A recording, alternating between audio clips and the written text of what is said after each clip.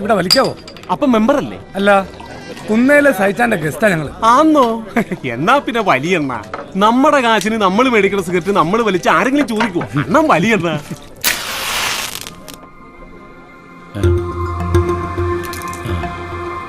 സാറേ, bar no smoking ആണ്. ഇവിടെ ചോദിച്ചല്ലോ, അപ്പൊ വലിച്ചോളാൻ പറഞ്ഞു. ആര് പറഞ്ഞു? ആ, അയാളുടെ പേരും തേങ്ങന്ന് അറിയാമല്ല. ഇവിടെ സർവ് ചെയ്ത പേരാ.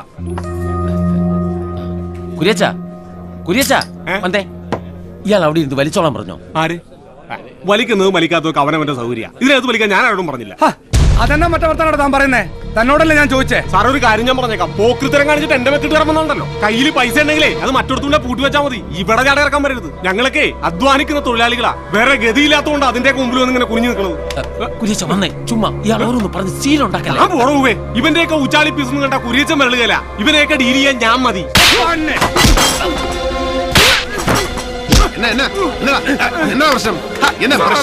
ഇത് കണ്ടോ സാറേ? ഒരു കാര്യമില്ലാണ്ട് വരുന്ന തല്ലി. എന്നതാ പ്രശ്നം? എന്നാന്ന് പറ. അത് ഈ സാർ ഇവിടെ ഇരുന്ന് സിഗരറ്റ് വലിച്ചായിരുന്നേ, അത് എന്നതാന്ന് ചോദിച്ചപ്പം ഈ കുര്യച്ചൻ പറഞ്ഞിട്ടാന്ന് പറഞ്ഞു. അതിന്റെ പേരിലൊരു വർത്താനം ഉണ്ടായി. അങ്ങനെ എന്റെ പൊന്നു സഹോദരൻ, അവിടെ ഇംഗ്ലീഷിലും മലയാളത്തിലും എഴുതി വെച്ചിട്ടുണ്ടല്ലോ ഇവിടെ പോകല് പാടില്ലെന്ന്. താനാരാ? ഡേവിഡ് എന്നാ പേര്. ഈ ക്ലബിന്റെ സെക്രട്ടറിയാ. ഇതുപോലുള്ള ഇരപ്പാളികളെ ജോലിക്ക് വെച്ചാൽ അവൻ മാത്രമല്ല സെക്രട്ടറി മേടിക്കും. പിള്ളേരെ ബില്ല് കൊടുത്തിട്ട് അവരുടെ പൊക്കളാൻ. അങ്ങനെ അങ്ങ് പോകുന്നത് എങ്ങനെയാ?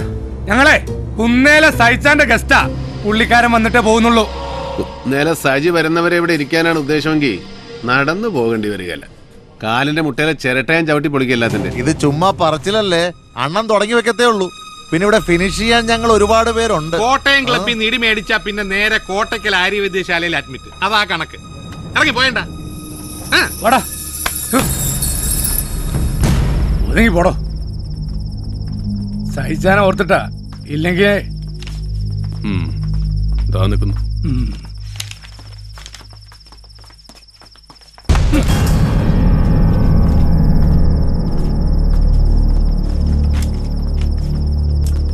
സെക്രട്ടറി ആന്നേ അവന്റെ ഒരു ജാട.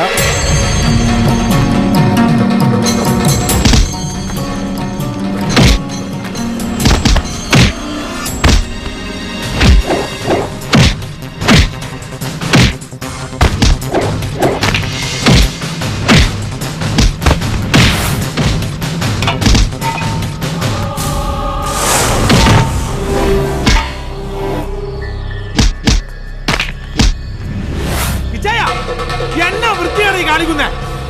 ഒറ്റയ്ക്ക് ഫിനിഷ് ചെയ്യാതെ എന്റെ പങ്കും കിട്ടാ.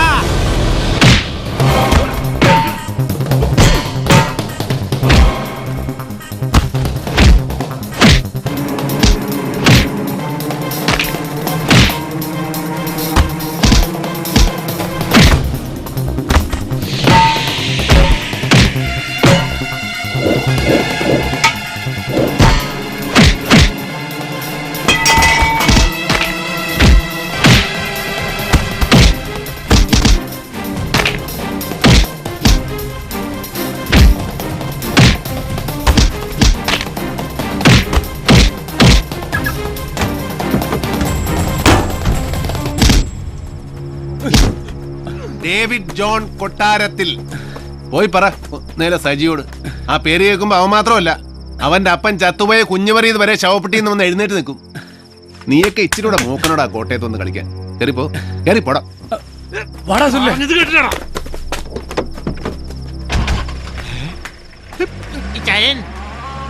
എന്നാടാ? ഏയ്, ഒത്തിരി നാൾ കൂടി ദേഹനങ്ങിയതുകൊണ്ടായിരിക്കാം ഒരു വല്ലായ്മ. ഇവനോടും കൊടുത്തേക്കുവാ. സത്യത്തിൽ കുര്യച്ചന്റെ കന്നം തരുവാ. ആ ചെറുപ്പക്കാരോട് അവിടെ ഇരുന്ന് വലിച്ചോളാൻ പറഞ്ഞത് കുര്യച്ചനാ. ആണോ? ആ, ഇതുപോലുള്ള പെറപ്പിനെയും കാണിച്ചെന്ന് ഞാൻ അറിഞ്ഞ കുര്യച്ചൻ നിന്റെ ചീട്ട് ഞാൻ കീറുവേ. പണി നീ വേറെ നോക്കേണ്ടി വരും. ഒരു പെഗോ? ആ, ഒരെണ്ണം കൊടുത്തിരുന്നല്ലേ സാർ പറഞ്ഞേ? എന്റെ പി ചേട്ട ഒരെണ്ണെന്ന് പറഞ്ഞ ഒരു ഫുള്ളാ. കൈയും കാലും ഇളക്കുന്നതിന് എനിക്കുള്ള കോട്ടയാ. ഏതായാലും ഒഴിച്ചല്ല, അതങ്ങ് കളഞ്ഞേക്കാം.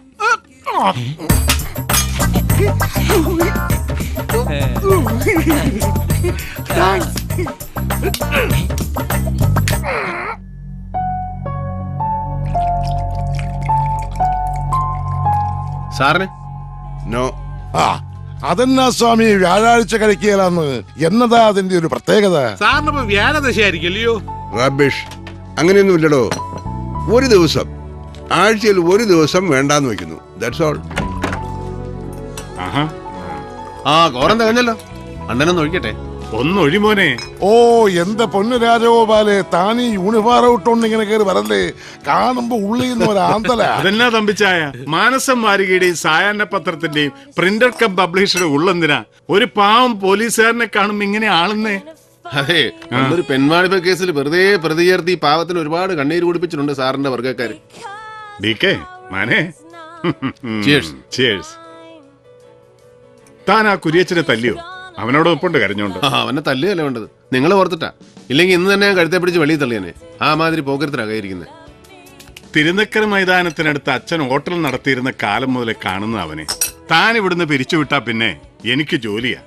ചങ്കിനിടിയും കരച്ചിലുമായിട്ട് രാവിലെ തന്നെ വീട്ടിലെത്തൂടാവേ. പിഴച്ചു പോണെന്ന് ആ പുല്ലന് വിചാരമില്ലെന്ന് വെച്ചാ. ഡേവിഡ് സാറേ, ആ. സാർ ഒന്ന് വരണം. സുഖു അടിച്ച് ഓഫാ. ഒരു പെഗിലോ? ഒരു പെഗല്ല, ഇതാ എവിടെയാണ് സാർ. ഒന്ന് എഴുന്നേക്കടാ. കംപ്ലീറ്റ് വ്യാജന. അതെ, കംപ്ലീറ്റ് വ്യാജന. അല്ലെങ്കിൽ ഞാൻ ഒരെണ്ണം അടിച്ചു കഴിഞ്ഞാൽ ഇങ്ങനെ ഷേപ്പ് മാറാറുണ്ടോ? കംപ്ലീറ്റ് വ്യാജന. ഏത് കോപ്പന ഇവിടെ മദ്യം സപ്ലൈ ചെയ്യണ പിടിവിടരുതിട്ടാ. മുണ്ടിനെ ചവിട്ടി. എന്തുപറ്റി സാറേ? ഒന്ന് താങ്ങിക്കാ പോക്കരെ, മുട്ടിഞ്ഞ വെയിറ്റ് ആയി കഴിവുണ്ടവന്. ഞാൻ ചെലപ്പോ വാള് വയ്ക്കാൻ ചാൻസ് ഉണ്ട്. ശവോടൊക്കെ ഞാൻ നടത്തും. പോട്ടെ സാറേ, ഞാൻ സാറിന് കാത്തു കയറുന്ന ഒരു താങ്ക്സ് പറയാൻ. സിസ്റ്ററിന്റെ അഡ്മിഷൻ അത് ശരിയായി. സാറിന്റെ റെക്കമെൻഡേഷനാ. പേരിനൊരു ചെറിയ തുകയെ മാനേജ്മെന്റ് വാങ്ങുന്നുള്ളൂ. നന്നായി പഠിച്ച് മിടിക്കായിട്ട് പറ്റവള്. ഓക്കെ.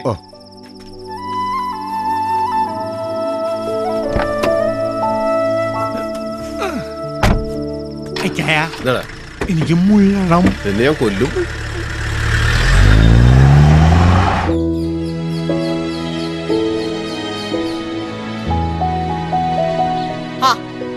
ദേവികുഞ്ഞെ, ദേവികുഞ്ഞെ, ഒന്ന് എഴുന്നേറ്റേ. എന്നാ കിടപ്പായത്? കാപ്പ് കുടിക്കണ്ടായോ? മണി 10 കഴിഞ്ഞു. കഴിയട്ടെ, എഴുന്നേറ്റ് പെന്നെ എടുക്കാനാ. ചേട്ടത്തി ഊണാകുമ്പോ വിളിച്ചാ മതി, അപ്പൊ കാപ്പി നമുക്ക് ലാഭിക്കാമല്ലോ. ദേ, മഠത്തിലെ അമ്മാമ്മച്ചും കുറെ അമ്മമാരും കൂടെ വന്നിരിക്കാൻ തുടങ്ങിയിട്ട് മണിക്കൂർ 1 ആയി. ആര്? കുഞ്ഞിന്റെ അപ്പന്റെ മൂത്ത സഹോദരി മഠത്തിലെ. എന്റെ പള്ളി അത് സംഭവിച്ചോ? എളുപ്പം അങ്ങോട്ട് ചെല്ല്. ആ സുഖു കുഞ്ഞിനെ കുറിച്ച് ഏതാണ്ടൊക്കെ പറഞ്ഞു കൊടുത്ത് പിരി കയറ്റുന്നുണ്ട്.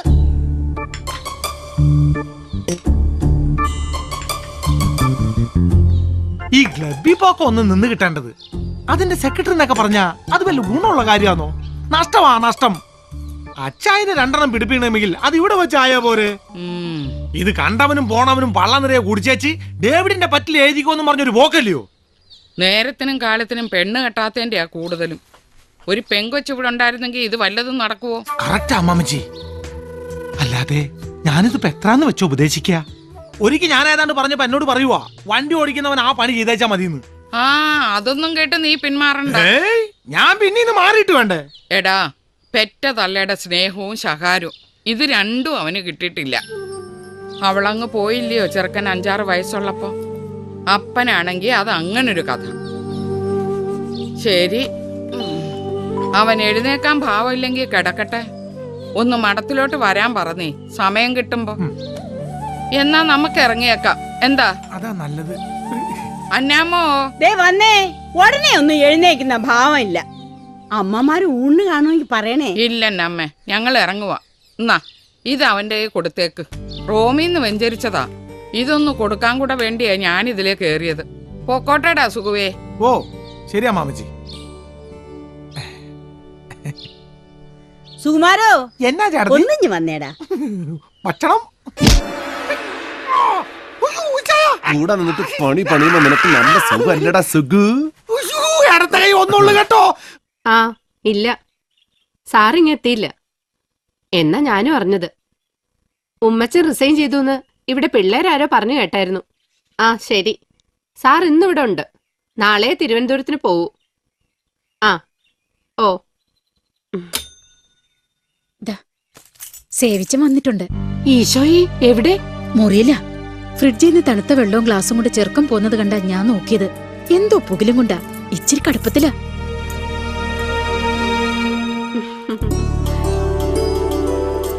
ഇന്നായാലമ്മേ ഇത് വെച്ചോ. ഇവളുടെ കല്യാണം കൂടാൻ സാറുണ്ടെങ്കിൽ ഞങ്ങൾ രണ്ടാളും കൂടി അങ്ങ് എത്തിയേക്കാം. ഇല്ലേ എന്നെ പ്രതീക്ഷിച്ചാ മതി. ഓ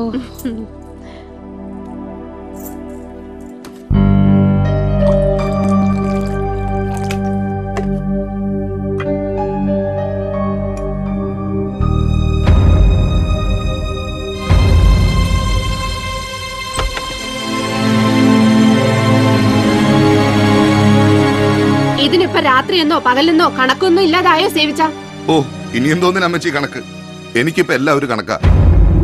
സേവിച്ചിനെങ്ങനെ കുടിച്ചു കുടിച്ച് അങ്ങനെ തീരും. അപ്പന്റെ അമ്മച്ചിയുടെയും കണക്ക് പുസ്തകത്തിൽ നിന്ന് എന്നോ വിട്ടുപോയ പേരല്ലേ എന്റേത്. ഓ എന്നതാന്നാവോ ഇത്ര പെരുത്ത് ദണ്ണം? പെരുത്ത് സന്തോഷിക്ക് എന്നതാ എനിക്കുള്ളേ. MC പോളിന്റെ മൂത്ത മോനൊരു പേര്, അത് വെറും ഒരു പേരാന്നേ. മകൻ ശരിക്കും അവനല്ലേ ബെന്നിച്ചൻ. പാർട്ടിയിൽ ഇപ്പൊ പോൾ സാറിന്റെ വലതുഭാഗത്ത സ്ഥാനം, നാളെ MLA മന്ത്രി. ഞാൻ എന്തോ ആയി. കിഴക്കമലയിലെ തോട്ടത്തിൽ അട്ടയുടെ കടിയും കൊണ്ട് കണ്ണിന് നേരെ കണ്ട അപ്പച്ചന് കലിയ. ഉള്ളത് പറയണ്ട അമ്മച്ചി, എന്നെ എവിടെന്തെങ്കിലും ദത്തെടുത്താന്നോ? ഇങ്ങനെ പക്ഷഭേദം കാണിക്കുന്നോണ്ട് ചോദിക്കുക. സത്യം പറ, ഞാൻ നിങ്ങളുടെ മോൻ തന്നെ അല്ലേ? കർത്താവിന് നിരക്കാത്ത വർത്താനം കള്ളും വലിച്ചേറ്റ് വിളിച്ച് കൂവിയാലുണ്ടല്ലോ സേവിച്ച നീ. പക്ഷാഭേദം കാണിച്ചെന്ന്. നിന്റെ കൊണവധികാരം കൊണ്ട് ഞാനും സാറും കൂടെ കുടിച്ച കണ്ണീരിന് കയ്യും കണക്കുണ്ടോടാ. 10 സ്കൂളിൽ കയറിയിട്ടാ നീ 10ാം തരം പാസ്സായത്. അവസാനം കോളേജിൽ ചെന്നതിന്റെ കൊല്ലം തന്നെ കുത്തുകേസ്. തല്ലും വഴക്കും അടിയും കുത്തുമായി നടന്ന് നിന്നെ എസ്റ്റേറ്റിൽ കൊണ്ടാക്കി. അവിടെ നീ എന്നെ പറപ്പാ കാണിച്ചേ. കഞ്ചാവ് കൃഷി നടത്തി. തമ്പുരാന്റെ കൃപ കൊണ്ടാ അന്ന് റവന്യൂ മന്ത്രി MC പോൾ രാജിവെക്കാണ്ട് രക്ഷപ്പെട്ടത്. എടാ കയ്യിലിരിപ്പ് നന്നാവണം. അതിനെ കർത്താവ് പാതിയെ കൂടത്തുള്ളൂ. ബാക്കി പാതി അവനവൻ തന്നെ ഉണ്ടാക്കണം. കൊച്ചമ്മേ, സാറ് വന്നു. ഒരു പറ്റിയല്ലോ. എന്നാ? ഞാൻ ഇയാളോട് പറയാനുള്ളതല്ലേ, വീട്ടിൽ നിന്ന് ഇറങ്ങുമ്പോ ഒരു റീത്ത് ഡിക്കിക്കകത്ത് വെച്ചേക്കണമെന്ന്. ഒരു റീത്ത് ഉണ്ടായിരുന്നെങ്കിൽ ആ പിള്ളേരുടെ വീട്ടിൽ വെറും കൈയോടെ കയറി ചെല്ലണ്ടായിരുന്നു. റീത്തുമായി ചെല്ലുമ്പോ അറിഞ്ഞോണ്ട് ചെന്നതാണെന്ന് വ്യക്തമായില്ലേ? അത് ശരിയായിരുന്നു. ഒരു മരണ വീട്ടിൽ പെട്ടെന്ന് കയറി ചെല്ലുമ്പോ അത് റീത്തുമായിട്ടാകുമ്പോ ഇമ്പാക്ട് ഡബിളാ. ഓ ഇത് ഞാനെപ്പോ വന്നു?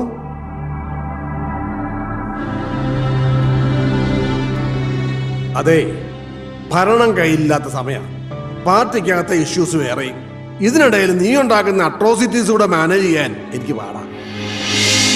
അതുകൊണ്ട് ഇവിടെ വല്ല അത്യാവശ്യമോ എന്ന് വെച്ചാ ഇവളോ ഞാനോ അങ്ങ് മേലോട്ട് എടുത്തോന്നോ മറ്റോ അറിഞ്ഞാലേ നീ കോട്ടയം ജില്ലയിലേക്ക് വരേണ്ട കാര്യമുള്ളൂ. കടുത്തുരുത്തി MLA ഉമ്മച്ചന്റെ രാജി ആവശ്യപ്പെട്ടു. അവിടെ നടക്കാൻ പോണ ബൈ ഇലക്ഷനില് ബെന്നിച്ചനെ നിർത്താനാണ് എന്റെ പ്ലാൻ. അതൊന്ന് കഴിയുന്നവരെ നിന്റെ ഉപദ്രവം ഉണ്ടാവരുത്.